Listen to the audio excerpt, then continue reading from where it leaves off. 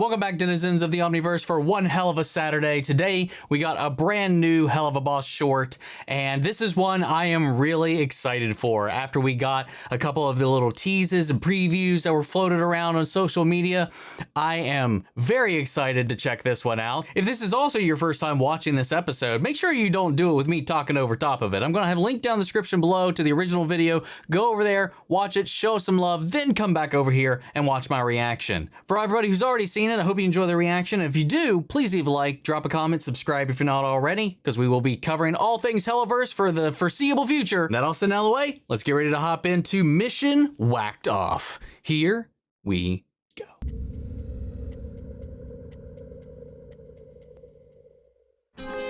Sir, are you sure you want me doing this job alone? Was this on purpose? Of course, Mox. That me and Millie are going. Men love ship happens.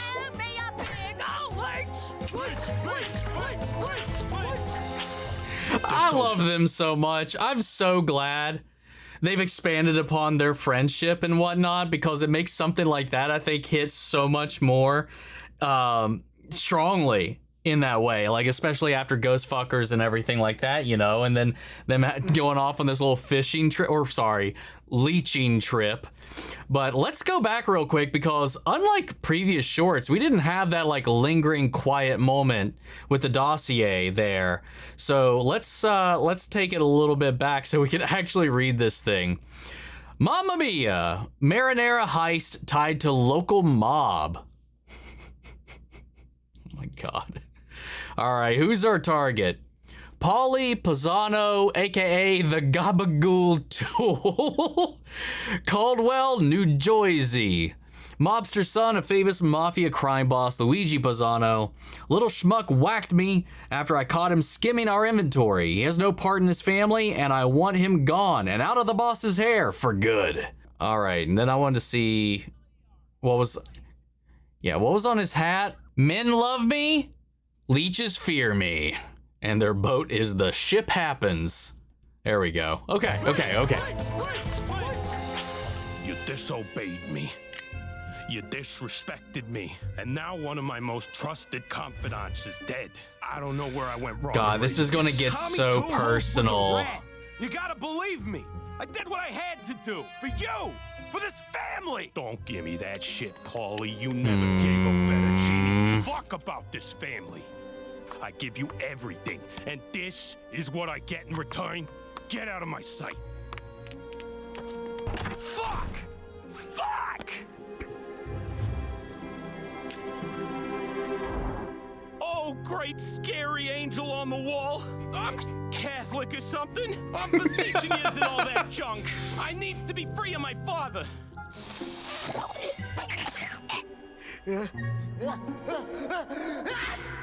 Uh-oh. What a dainty little sneeze. Verily, I am an angel. I knew you was real. Now you gotta grant an angel wish, yeah? Sure, bud. Move it so quickly. The angel needeth more details, mayhap. I mean, look, I ain't perfect, but I always put them beads in on Sunday. Plus, my pops, he's a mob boss. We'll leave that one. That means he's a real bad guy by comparison. So you gotta help me. Right, Mr. Angel? He got Sure. into this life of crimeth, did he not? I've been doing this for him since I was a little kid, and nothing's ever changed.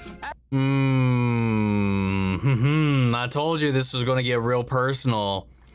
Now, I wonder if this was just luck of the draw, because I don't feel like Blitz would do something this malicious to Moxie. I'm hoping it was just like, this is just the one that came in. Me and Millie have this thing planned. I trust you. It just happens to be themed around, I mean, quite literally his trauma. You know? Ah, God. Anyway. And does he treateth thee like shit? Oh, yeah, he treats me like I'm a real mook. A schmuck. A jabroni. You know, like Like a tool?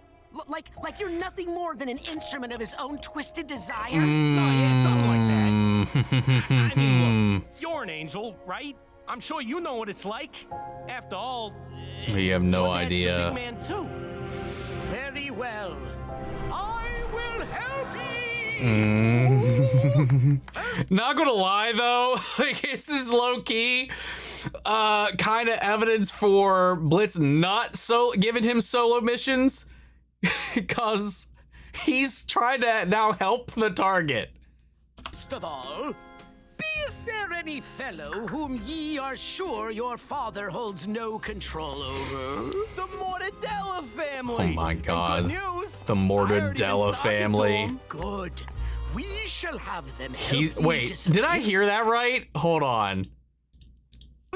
I already been talking to him. He's Good. already We been shall have talking to them this help other ye family. disappear. Nobody looking for a dead man. All right. He's Dude, I explaining his love dilemma, Richard's saying he wants to fake his death methodology and with his escape. voice work, And man. now- Ow, crumbs! Crumbs!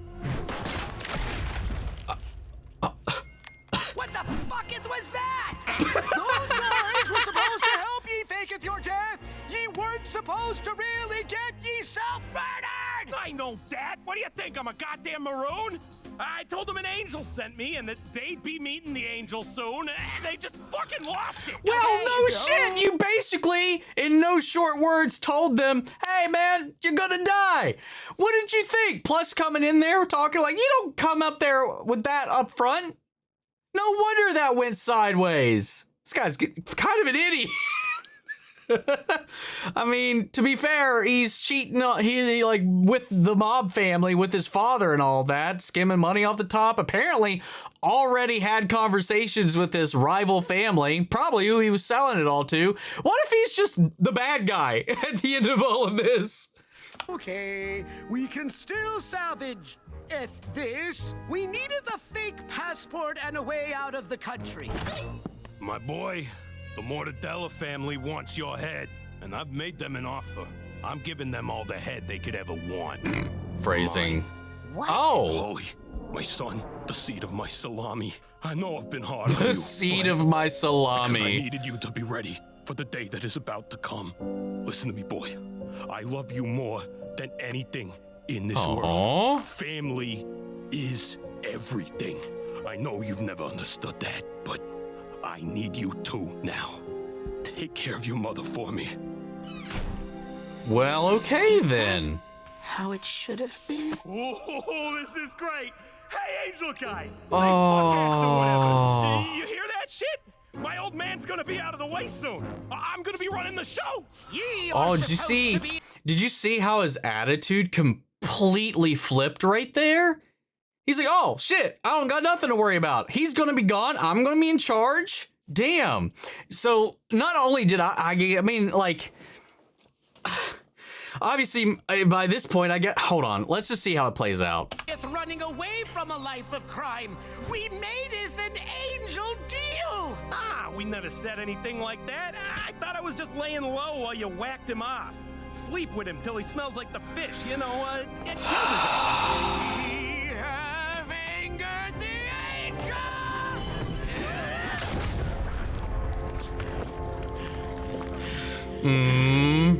A flat tire, tonight of all nights. What are the odds? Polly Pisano was dead. I was never here. What was that? Something wrong, hon? You barely touched your leech. I think my dad is a giant piece of shit. Huh? You- You all right? You've we already always know known that. He was a giant Yeah. piece of shit. He's a mobster. I thought he had to be. He didn't have to be.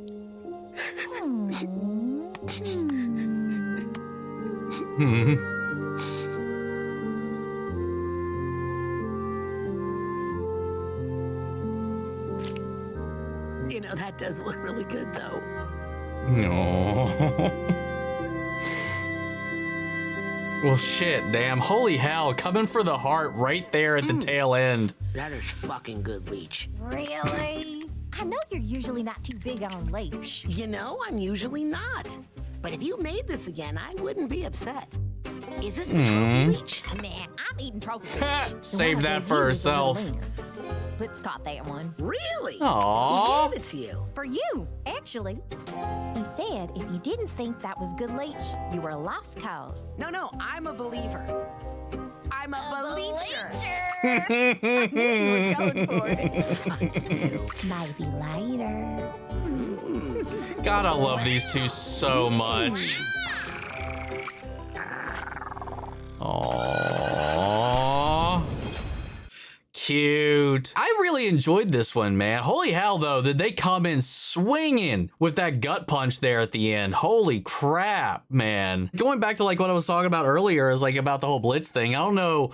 Again, I have to imagine with the growth that Blitz has gone through and whatnot, he would have probably just, it's luck of the draw. It's just a bad, whatever case, for it to get whipped. Maybe didn't even think anything of it, because we know it can be somewhat absent-minded sometimes, but, it definitely wasn't malicious. I doubt, at least, or maybe he thought his history with the mob would work out here. In a way, though, to be fair, what we witnessed almost kind of lends some kind of credence to why Blitz probably shouldn't be trusting him with these, because had things gone his way, or the way he thought things were going, he was about to spare their target. Combine this with the unhappy campers incident, it's just like we got 2 attempts at Moxie running a mission, and it's not gone that well. Thankfully, though, Blitz will be none the wiser about this one. He didn't wind up having to get involved at all. He got to stay on his trip, enjoy it with Millie. And I love that, man. I love that. Seeing them like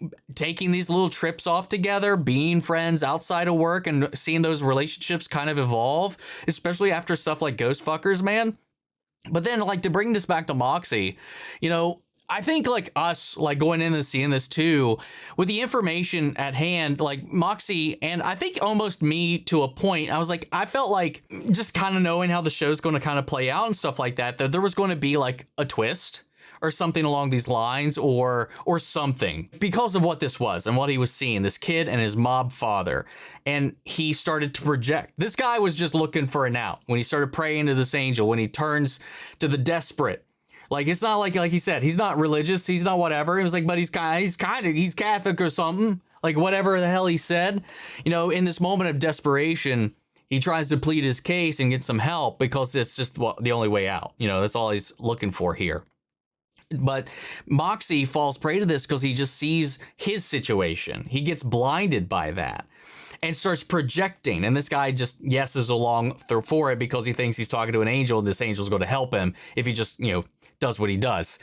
And then this whole revelation, man, that hit Moxie like a truck, is that this kid was actually the piece of shit, and that his father actually cared and was going to sacrifice himself for his son's own mistakes. And the mother's still around. It's the whole reverse of his situation. Almost like you have to look at it from Moxie's perspective in that way. And why that was so world shattering is because I think going through what Moxie did, all of that trauma, like you can maybe almost kind of like not excuse or forgive it, but accept it, or just kind of try to move past it if you know or believe like that's just how things are in this world, in the family. Like you have no choice. That's just the way things are. It is what it is. Like it's just like the unfair things in the world that we can't change. It's just something you just kind of, oh, that's tough shit. I had some bad cards dealt but that's just everybody. That's everybody, right? Everybody in this business. But no, the revelation that even in these mob circles, Crimson didn't have to be the way he was to be a mobster, to be in the family, to do what he did. He did it all that way because he wanted that, because he liked that, because that was him. He was not everybody. He was not an example for the greater whole. And that just makes Moxie realize that he truly did have a shitty experience when he didn't need to, didn't deserve to, didn't whatever, that had he been born elsewhere or had another father, that wouldn't have gone the same way, because he probably convinced himself all it would have been the same no matter what. And it just goes to show just how much of a piece of shit his father was. God. And he was hoping to say, almost like save a version of himself in this moment. And then it just turned out not to be the case. And then you just see him collapse under the weight of this revelation. But thankfully, though, he gets to go home to somebody like Millie, who's so loving, so supportive. I love these two so much because he can like dump all this out and she'll be there to take care of him. And then, while he has this momentary like revelation and break emotionally, she like helps him through it, guides him through it. And over the course of this little credits thing with the dinner she brought home, they soften up, they play, they banter, they flirt. And by the end of it, we have this lovely little wholesome moment to end on that. No matter how broken or how much trauma he's carrying around, he's got these people that care. Hell, Blitz even wanted him to have this specific leech because he was like, hey, if you don't like this, you're just not a leech guy. I guarantee you'll like this one. Like, thinking about him in that way. He went through what he did, but eventually it led him here, and that sometimes there's going to be a light at the end of the tunnel despite everything, and that he can work through it. Though I am a little kind of confused about when he finally did kill the kid by the end of it, why he went full Crimson Mob mode there at the end, and like told him, it's like, hey, he's dead. Or whatever, and then like walked off. I was like, why even do that? He was like, don't forget I was here, or whatever he said. You didn't need to do that. Like, I don't know why he did that exactly. So I'm very curious to know what you guys thought about that little moment. But yeah, this was a lot of fun. And I might be a little biased because Moxie is my favorite character. Richard was just going through all of the Richardisms all throughout this too. Like him getting to almost kind of, and this is a very good Moxie episode just in general too, because it combines a lot of these elements. Like, while not musical in any kind of way, it did he had to go up and put on a little bit of a performance. So you had like the mob connections as our overarching theme of all of this, but then Moxie as a character almost had to play a role and put on a performance, this omnipresent overlording kind of presence in this, and when he's being the voice of this angel statue answering this guy's prayers, and he had to kind of keep that shtick up, and how he kind of weave in and out of that as he was breaking that character here and there when things did get a little too personal or whatever. I don't know. I just thought that was really fun. I really, really enjoyed this because it really showcased a lot of core concepts about Moxie as a character. His empathy, his warmth, his kindness as well, because that kind of, again, he ended up getting into this situation and was willing to see the situation for what he thought it was and then try to help the target instead of execute the target. We get this encapsulation of him and Millie by the end of it, showing that connection between those two really nicely. The musical element on his gun, down to the performance, to the mob stuff, to all these different things to make him up, but also the competence that comes in when he needs to do the thing. Or when he tried to save the kid when the Mordello family was going to go after him, there are all these different things that show and highlight all the different facets of Moxie in this short little window. This was a really, really good one. This was a really, really good episode. But that's kind of all I got, guys. I'm going to go and leave it there and pass it off to you. What did you guys think? How do you feel about this one? Sound off the comments. Let me know your thoughts down below. We'll carry on the conversation after the video. Hope you enjoyed the reaction. If you did, leave a like, drop a comment, subscribe if you're not already. Make sure to stick around for more Helluverse content as always. And before we go, I want to shout out Angela Burr, Andretta O'Malley, and Lily Chan-son. Thank you guys so much for becoming saviors here at the channel, helping sponsor and support some of the rescues we've been taking care of here at the office. You guys have been a tremendous help. And as always, I want to shout out our channel legends: Eric Official, Aquino, Annoying Waffle, Anthony, Ariel, Armando Rasage, Ash, Captain Hoodie, Carolyn Ankershern, Carrie Eckerl, Casey Wood, Christopher Anderson, Clara V, Codename Witch, Cody Vineyard, Corey Curry, Cosmonito, Craig Lozo, Cyber, Dairy Products, Damasius, David Forsberg, Denise Mauricio, Doric, Eliana McGidney, Enderwolf, Ethan Denez, Fred Forlock, Given Tipsword, Gregory Toner, Havoc, Hot Girl Bum 2, It's Mushi, Jack Bolby, Jake Cottrell, Jen, Jose Hernandez, Josh Gunnell, Julia Barrera, Cato, Carlene, Carmen Wilbert, Leo, Lee Stigler, Liam Harrell, Lily Chan-son, Lily Bullock, Luku, Luca Van Zeelen, Lino816, Mandy Sherritt, Matt Hader, Mel Fernal, Muggy Holes, Myth Lesbian, Nicodemus, Nikki G, Nile, Newton Foodle, Odessa Crushfield, Olive Faye, Ollie Hodges, Awardium, Paul Brown, Philly J, Robert Onguionu, Robin Yokai, Ross Linger, Russell Crockett, Ryan F, Ryan Morash, Sam Finnan, Scotty, Sewer Rat, Sajah 19, Shilio, Silver Tier Moon, Sir Shredder, Sleepy, Snolly, Stan, S. Wills, Tessa, Tully Panji, Tyler Rayner, Ultimate Josh, Uncle Tony, Your Course Scott V, Vivi, Wallace Silvas, Your Boy G-Man, and Zach Hiltz. Thank you guys so much for your continued support. But that's just video, guys, and I'll see you all in the next one. Take care, everybody.